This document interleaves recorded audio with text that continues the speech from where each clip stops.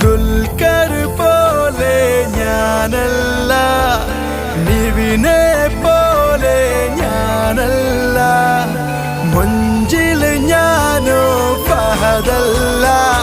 എന്നാലും നിന്നുള്ളിൽ ഞാനില്ലേ.